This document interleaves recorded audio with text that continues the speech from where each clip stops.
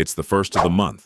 You sit down, open notes or a spreadsheet, and you tell yourself, okay, this month I'm finally budgeting. You set categories like a responsible adult. Groceries, gas, eating out, subscriptions. You even put little limits next to them. And for about 3 days, you're crushing it. Then real life shows up. A friend invites you out. Your car needs something. Your stress is at a 9 out of 10 and DoorDash is 2 taps away. And suddenly you're staring at your account like, how am I already off track? I literally made a budget. If that's literally you, here's the thing. Budgeting doesn't fail because you're lazy. Budgeting fails because beginners are using the wrong system. My name is Max, and I spend way too much time thinking about money, behavior, and why smart people still make dumb financial decisions. If you're someone who feels like you're doing all the right things but still worries you're falling behind, make sure to hit the subscribe button and give this video a thumbs up if this helps you out.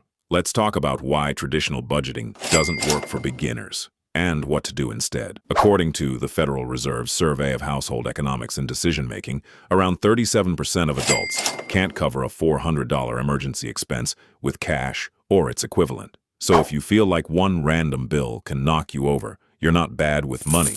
You're living in the normal world. Now look, most people think budgeting is about discipline, like, if I could just stick to it. That's the first trap. Because the real reasons budgets fail are 1. The math is incomplete, and 2. The psychology is ignored. Let's do the math problem first. Say you bring home $3,200 per month. You make a clean beginner budget. Rent, $1,400. Car plus insurance, $450. Utilities plus phone, $250. Groceries, $350. Minimum debt, $250. Gas, $150. Total, $2,850. Great.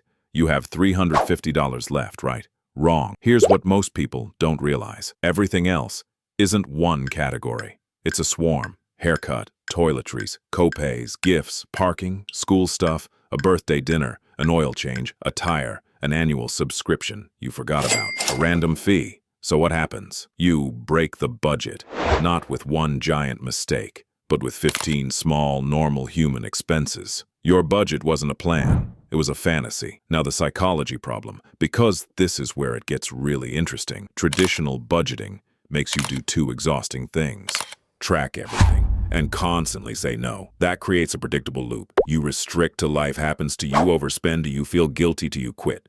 And once you feel like you failed, your brain goes, well, what the hell, might as well keep spending. That's a real pattern called the what the hell effect. It's why one cheat meal turns into a weekend. Money works the same way. Plus, budgeting creates decision fatigue. If you're making 30 tiny choices, like, should I buy this, all day, eventually your brain taps out and defaults to the easiest option. And spending is designed to be easy. Tap to pay, one-click checkout, buy, now pay later. Saving takes friction, delay, and planning.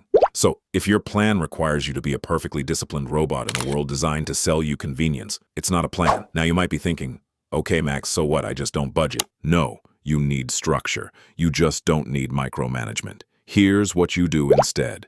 3 steps. Simple, beginner-proof. Step 1, switch from budgets to guardrails. Stop tracking 20 categories. Use 3 buckets. Bucket 1, bills, must-pay stuff. Bucket 2, future you, savings and slash or debt payoff. Bucket 3, spending, guilt-free. That's it. Instead of arguing with yourself about coffee, you just stay inside the spending bucket. If it's empty, you're done.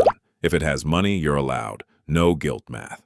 Step 2, automate future you on payday.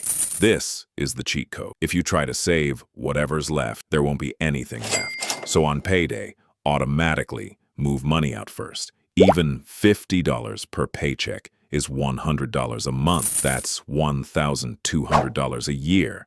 Not life-changing yet, but it is identity-changing because you become the type of person who saves automatically. Step 3, add a stuff I forgot buffer. Put $100 in a category called stuff I forgot because you will forget stuff. Everyone does. This buffer is a shock absorber. It turns I failed my budget into I plan for being human.